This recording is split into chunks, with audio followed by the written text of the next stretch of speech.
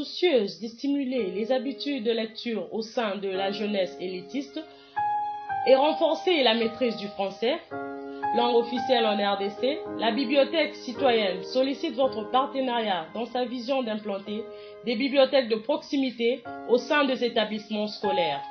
Car, après étude, ce ne sont pas des bibliothèques qui manquent en RDC, mais plutôt l'absence d'un intérêt pour la lecture. Sur ce, bon nombre d'écoles ont déjà souscrit au protocole d'accord proposé. Il est donc inscrit collectivement environ 10 000 premiers abonnés au programme obligatoire de lecture assistée que nous mettons en place pour l'année 2019-2020. Cependant, l'autre contrainte pour le lecteur cible reste la prise en charge du coût d'abonnement que la bibliothèque se trouve dans l'obligation d'appliquer pour subvenir à ces charges. Raison pour laquelle nous vous tendons la main afin d'en prévoir la possibilité de sponsoring du nombre d'enfants de votre convenance.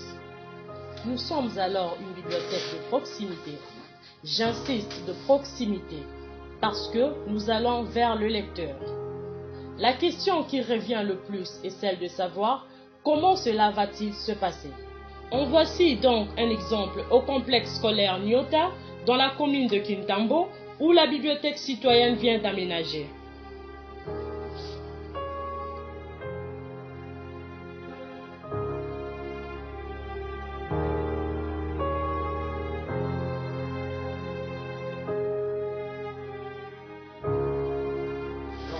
Il y a quelqu'un de permanent ici, que nous appelons bibliothécaire, qui est permanent ici.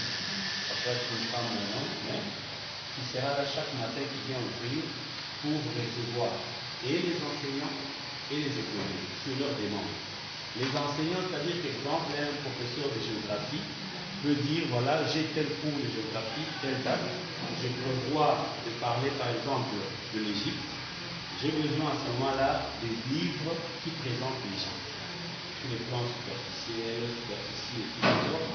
Il vient, il dit à la dame ou au monsieur qui est ici, à telle date j'ai besoin de documents qui parlent de ça. La dame peut regarder dans son ordinateur ou voir dans notre système. Si ce livre se trouve à l'école même ici, il lui dit il n'y a pas de problème. Si ça se trouve dans une autre école, il va voir la disponibilité et arranger avec le prof. Si ça se trouve au magasin chez nous, il arrange pour que le jour du cours, le prof, en entrant dans sa salle, pour la dame ou le monsieur qui arrive avec le colis qui lui était destiné, il dépose lui. Au secondaire, nous avons ce cours de lecture assistée.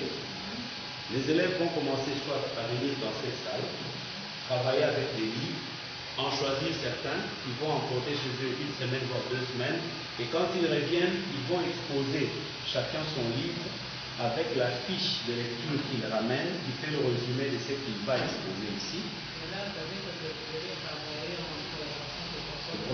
Très bien. Donc les points qui seront comptés sur l'application de tout un chacun vont être mis à la disposition du prof de français. C'est lui qui en tiendra compte dans ces cotations. Alors, ce qui est bien dans cette pratique, c'est que s'il y a une classe de 20 élèves, au moment où, dans le mois, chacun n'a lu qu'un livre, mais lors des exposés, il est censé avoir lu aussi 19 livres aux autres années. Ce que nous allons proposer, il y a une régularité, un changement, recyclage régulier des livres. Tout ce qu'il y aura ici, ne finira pas 2 mois, 3 mois là. Ça va commencer à voyager régulièrement, que pédagogiquement, nous constatons que les enfants ont déjà lu par exemple cette catégorie de romans, on change, le mois d'après, on ramène. Et ce travail-là de régularité nécessite quelque part un minimum de récompense.